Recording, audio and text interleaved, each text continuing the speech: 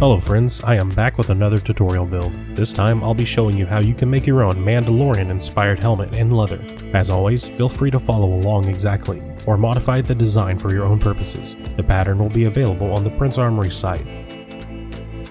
But this time, I thought I might try putting this one up as a pay-what-you-want item, so you can leave a tip, or even download it for free. If this turns out to be sustainable, I'll try to do more community-requested projects as we go. This video is sponsored by Weaver Leather. Weaver has been one of my most frequented suppliers over the years, and they have a huge website full of high-quality tools and leather. And if you ever need help picking out the right leather for your projects, get in touch. Their customer support has always been very quick and helpful to me. Many of the tools and the leather featured in this video are from Weaver. When you're stocking up for your next project, be sure to use the affiliate link below to help support this channel. Well, let's begin. As with many of the previous projects, this design is meant to be printed using tiled pages. When you print it, it should come out on multiple pages, which you will then tape together. In my case, I'll trim up to the edge of some of the lines and then tape it, but you can always use a straight edge and trim away any margin your printer may have given you. By default, the helmet should fit roughly a 22-inch head, but the whole pattern can be scaled up or down according to your needs.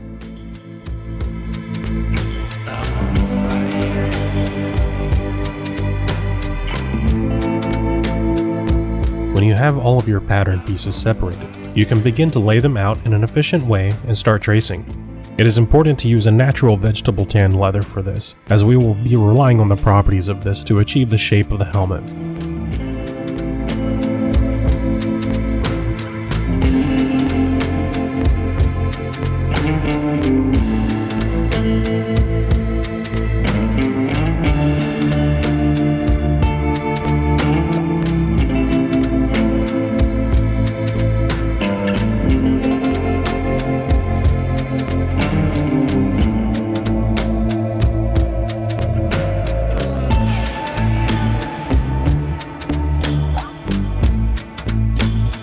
I'm also using Weaver's heavy-duty shears to cut out the leather, as well as a box cutter for some of the long, simple lines. You can use your cutting instrument of choice, just make sure to take your time with the cuts.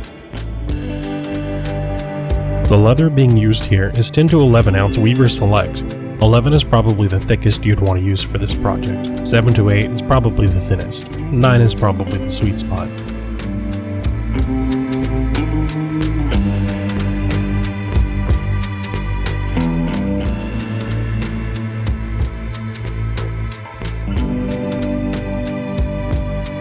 Next, I'll transfer the design and reference lines to the leather. You can trace over the lines carefully with a fine ballpoint pen or stylus. This project has a few design lines that you may wish to carve in with a swivel knife to add some detail. There are a few straight lines, and if you have trouble getting a clean line, you can always use a straight edge to assist.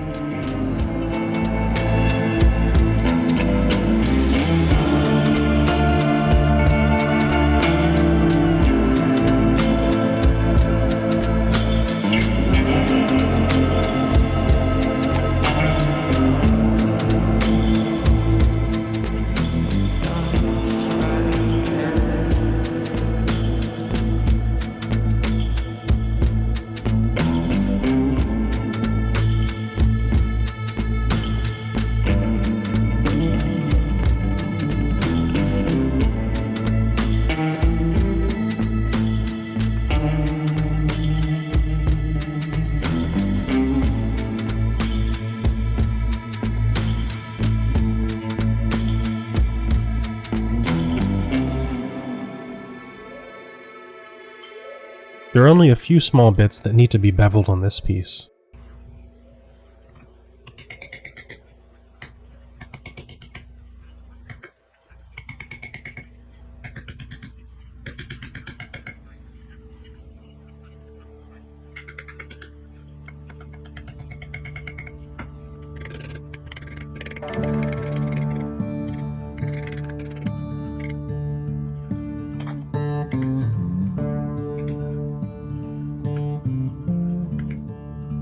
For helmet cores, I often like to skive the edges of anything that's going to be overlapped. I'm using a typical safety skiver for most of this, but you can also use a fresh razor to gradually trim the edges down. Also note that it's easier to skive edges on something like a glass panel. I'll also thin down the leather in some of the areas where the rivets will go. I understand that a lot of people struggle with skiving. Maybe I can do a full lesson on this and show more of the techniques and details. Just take it bit by bit.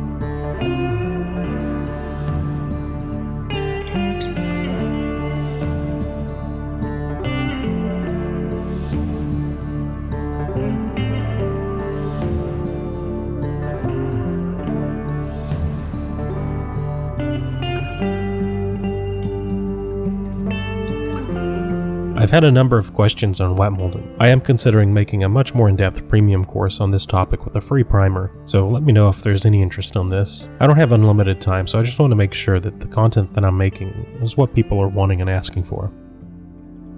Do your best to emulate the shape as demonstrated here. If in doubt, you can always finesse the shapes more later.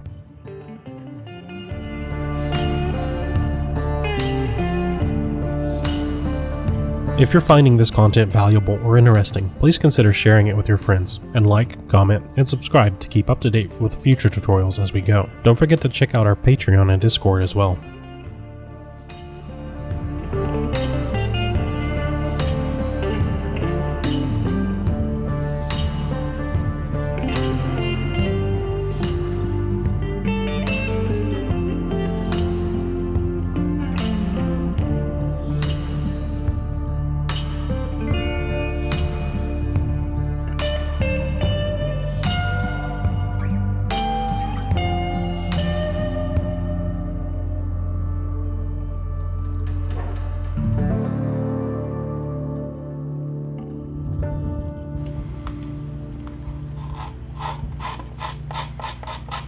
For this project, I'll be doing most of the assembly with contact cement. This is a very strong glue that requires a little prep.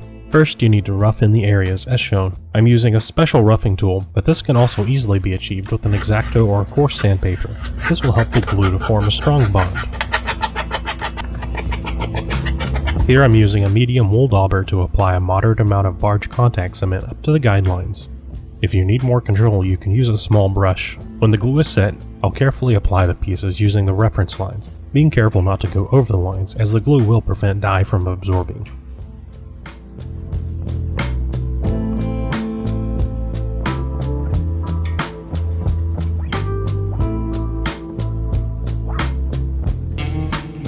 At first, I'll only lightly tack the pieces to make sure that the alignment is where I want it to be. Then when I'm satisfied with that, I'll commit to the seam by applying pressure and tapping it down with a smooth-faced hammer. If you wish, you can always reinforce these glued panels with additional rivets. This glue will hold in most circumstances if done well, but if the helmet needs to stand up to more abuse, it can't hurt.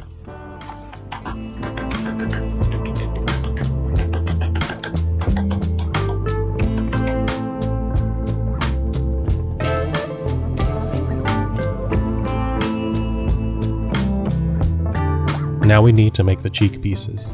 This will have a compound shape.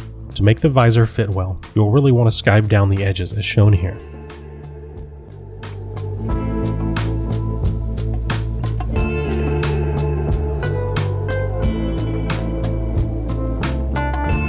The divided area in the middle should be skived down fairly thin along those edges.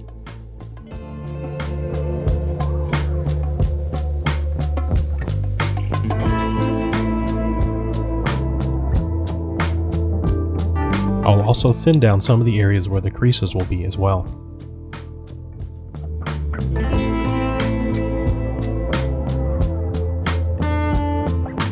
The outward creases can be achieved by folding the leather over on itself and tapping it with a hammer, or tapping it against a hard surface with a sharp 90-degree edge, like a granite slab.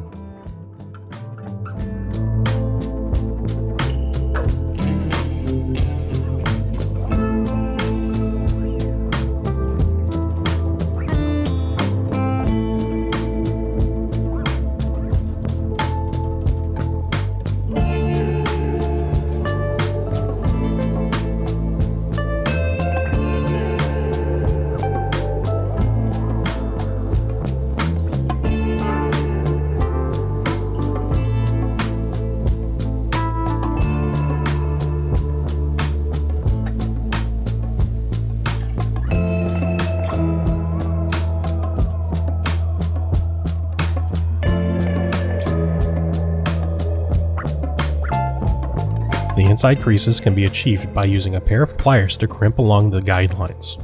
Just take it one bit at a time. If it doesn't look perfect, don't worry, just follow the line as best you can for now.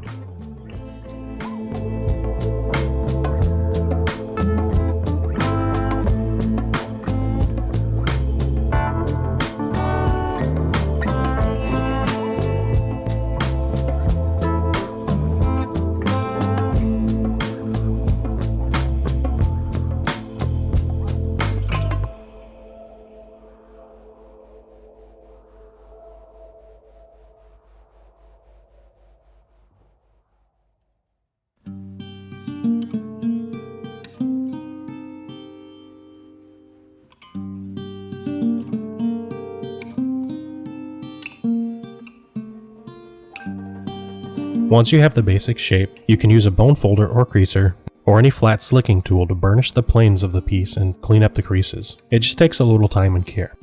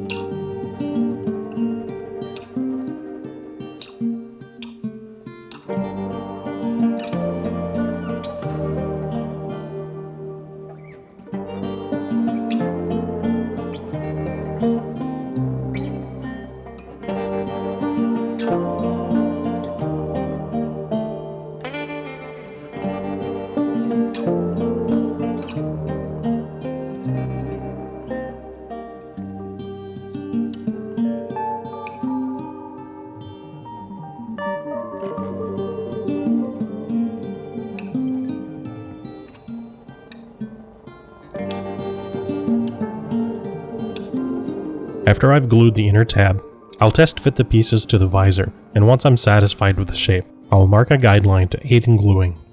Don't rely 100% on the initial guidelines in the pattern, because the leather will stretch and change dimensions as you are working on it slightly.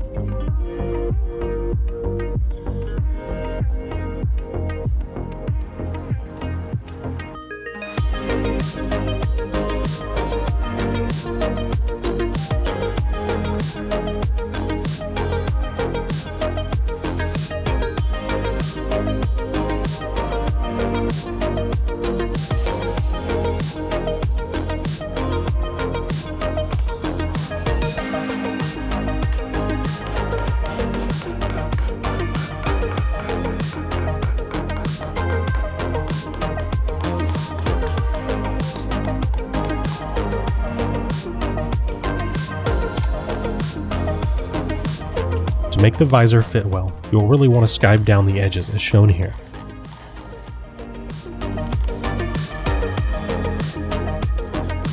When you have the two halves of the helmet core assembled, they'll need to be joined with cross-stitching.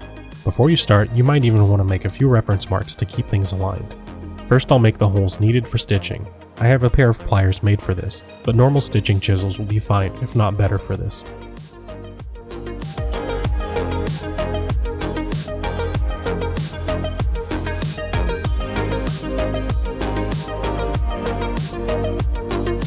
Then I'll be taking a pair of needles and form a repeating X pattern, being sure to tighten the thread with each stitch. You'll need some thread. It doesn't really matter what type as long as it's sturdy. If you can break it by hand, it's not strong enough. I'll start by putting a few stay stitches to make the piece more manageable. Take care to keep the pieces even.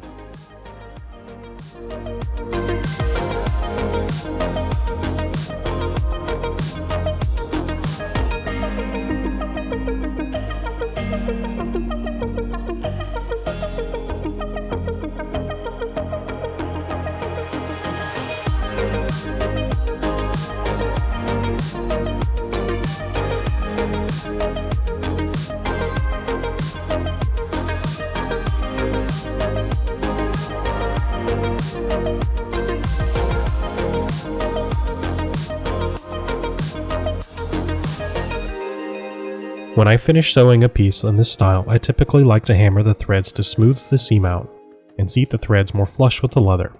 It looks cleaner and will help protect the thread. And at this stage, I like to do a final pass at forming the leather to finesse the shape.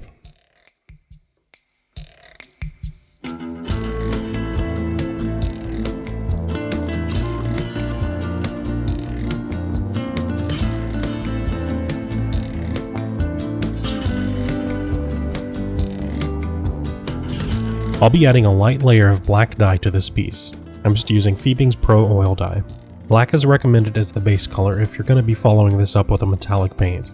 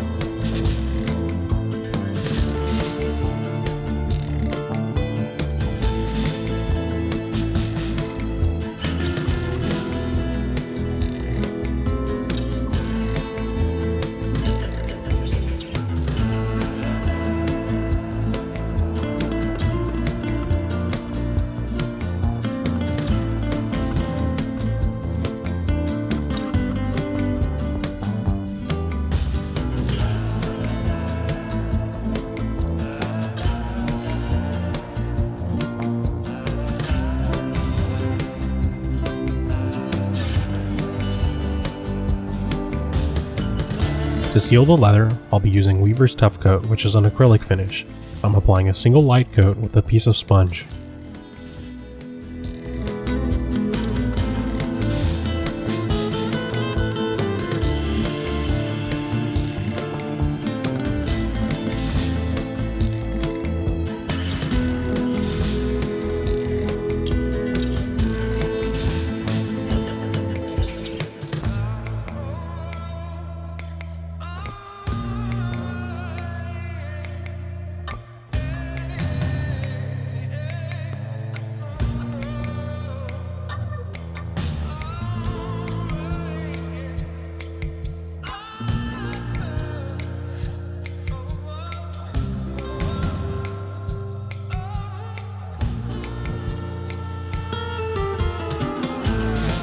The visor is really simple. I just bought a tinted welting face shield from Amazon and will trim it to fit. I also bought some clear shields and two-way mirror covering to test it out, but I decided against it. I'll stick with the dark for this project. I'll attach the visor with black double cap rivets from Weaver. Just make sure to finish skiving down any high spots from the cheek pieces and trim away any pieces that would overlap the eye slots.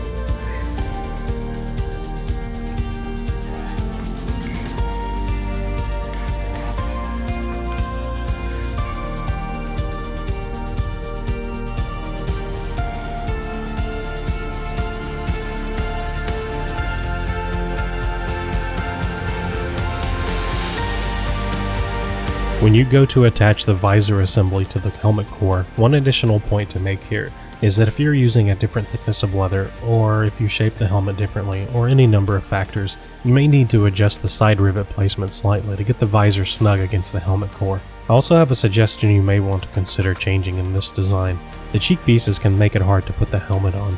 So if you want to make the visor removable, what I would suggest doing is merging the side overlay decorative pieces directly into the base of the visor, and instead of attaching everything with rivets, use snaps instead.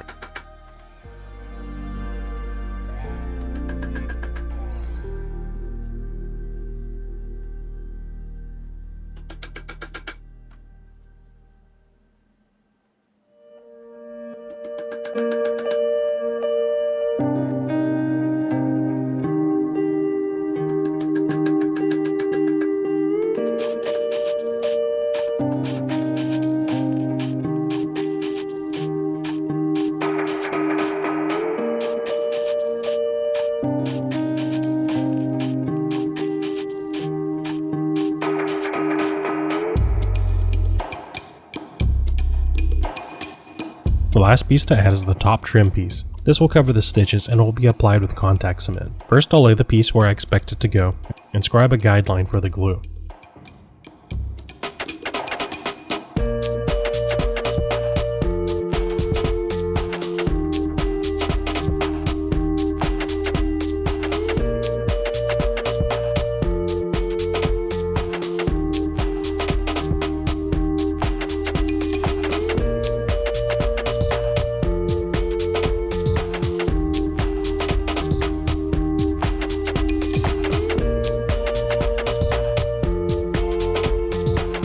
I'll also fit the strip against the back section and trim so it rests flush.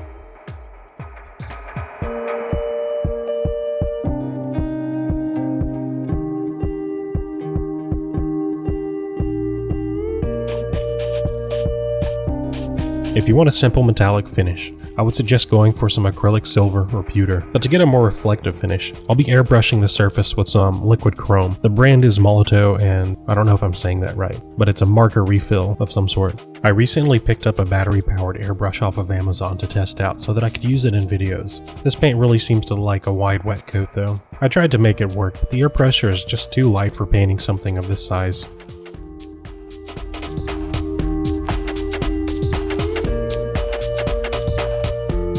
You can see how it starts to look good, but then it'll start to look matte due to the overspray.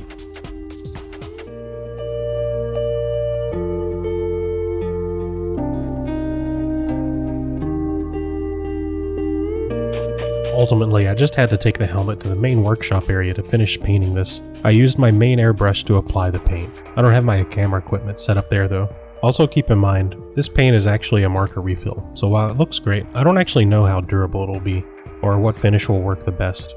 That would have to be another standalone video to explore, but I think it works pretty well for this.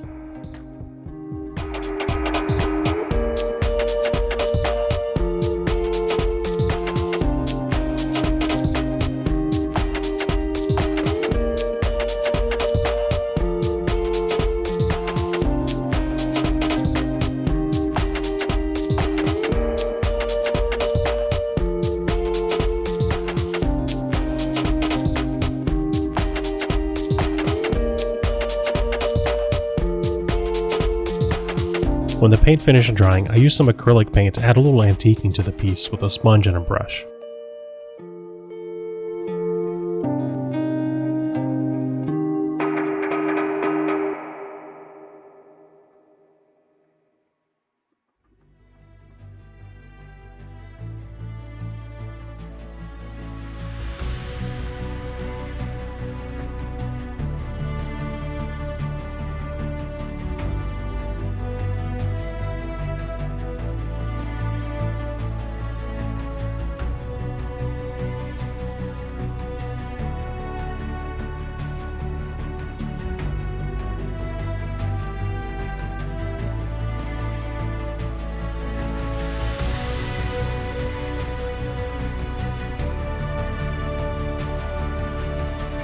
The end result does vary slightly from the reference featured in the show.